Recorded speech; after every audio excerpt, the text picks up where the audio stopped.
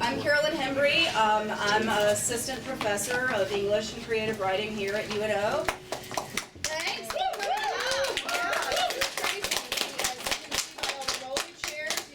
Yeah, we had no idea that it would be quite this packed on a chilly evening at UNO at 8 o'clock, but Mong-Lan brings them out like that. It's amazing. Now we're going to have Tyler Gillespie, who is a second-year nonfiction student in our creative writing program, our MFA program, who happens to be single as well. Introduce our... He's already nervous. Beforehand he was. My sweater, I think. What's the sweater? All right. Thank you all so much for coming out. We have a wonderful poet with us tonight. I prepared a little something. An improv coach once told me to never enter a scene playing a child or a drunk person. The audience doesn't want easy jokes, she said. Play to the top of your intelligence. While this advice was meant for improvised comedy, it has served me the most as an approach to writing. And improvising with music, too, I love it. Feels so much better. In expressing ourselves, our work can embody the full range of our intelligence. As an artist, Mong-Lan embodies the idea of range. She does not limit herself to one way of writing, or for that matter, one medium. For her, she uses a variety of approaches, including poetry, painting. She even has a series where she paints men's ties, which I saw back there. She draws, she dances the tango, and she does improvised modes of performance. This type of performativity is exciting and nourishing. It gives the body a hope of warmth on a cold day such as this. This poetry is necessary for us to experience. In my life, I need to feel poetry that lives not only on the page or in the poet, but a communal energy that circulates between us in this room. Because she doesn't limit her intelligence, Mong-Lan's work has the ability to ignite. I read her second book of poems, Why Is the Edge Always Windy?, on my morning commutes to work. After I paid the RTA fare, I sat down with her poems, which are beautiful, devastating, and they cross boundaries of time and place to spill into the landscape. The work does not just describe place, it goes as far as to put us in the cities such as Saigon, San Francisco, New York, Paris, and Bangkok, to name a few. Born in Vietnam, Mong-Lan now splits her time between the United States and Argentina. So having her here is a very special moment. Her book that I was talking about ends with a line that has stayed with me. It's about lovers.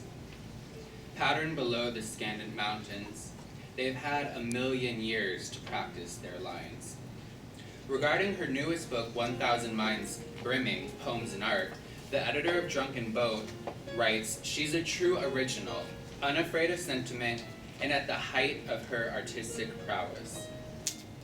In promoting this event, she and I tweeted each other. And she tweeted me to the link to her SoundCloud page, which is soundcloud.com, Mong-Lan, go check it out.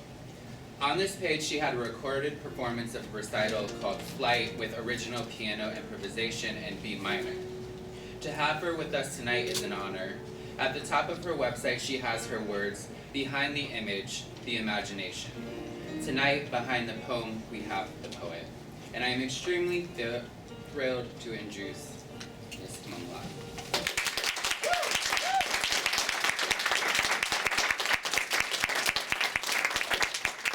Thank you so much, Tyler, for such a warm introduction. And thank you, Professor Carolyn Hembree, for inviting me here. It's such a pleasure to meet all of you. And barbarity flickering in their eyes. 3. They haul my brothers to the days, pour water into their mouth, pour water into their moth mouths, pulling them by the hair strings. My brothers jerking heads, mouths dumb, swallow the suffocating water. The soldiers kick their bloated stomachs, old tires. 4. After my brothers trek back home, we destroy our house and move away from barbarity to Hanoi, the city civilization. I hear that they killed my uncles. How, I do not know.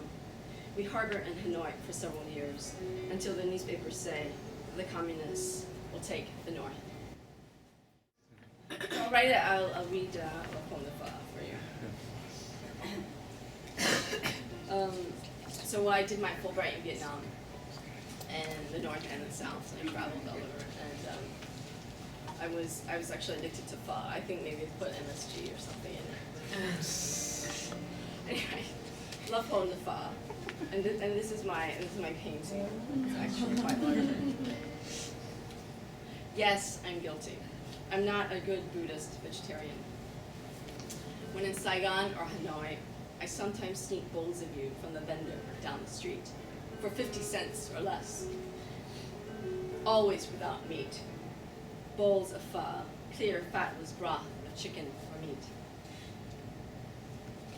I sneak bowls of you past my other self, a secret sin to remind me of days without pressure. Without animal flesh, I slurp you down, only the perfume of you. I slurp you as Asians are wont to do, making noise to make the taste sweeter. I slurp you with fresh cilantro, lemon, mint leaves, dragon pho leaves. I slurp you with hot chili peppers tingling the tongue. Fresh green peppers, a memory penetrating the palate.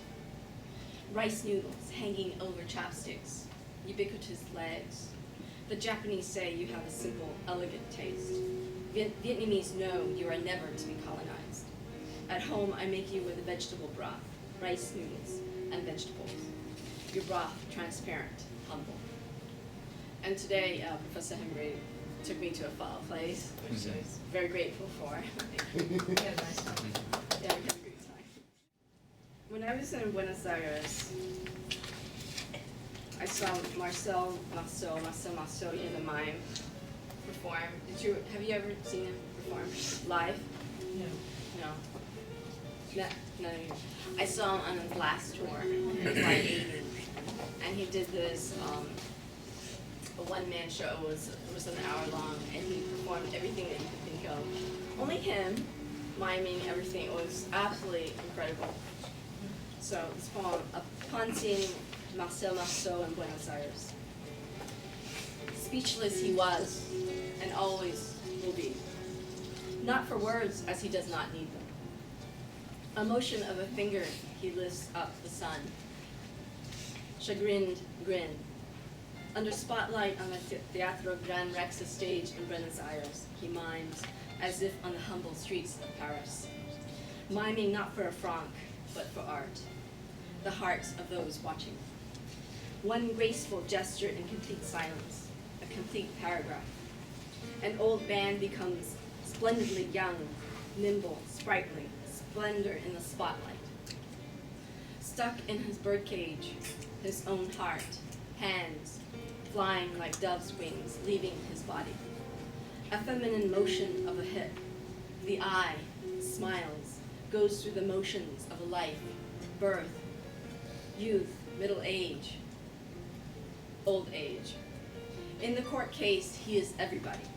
At once judge, prosecutor, defense, victim, perpetrator, and gets hanged.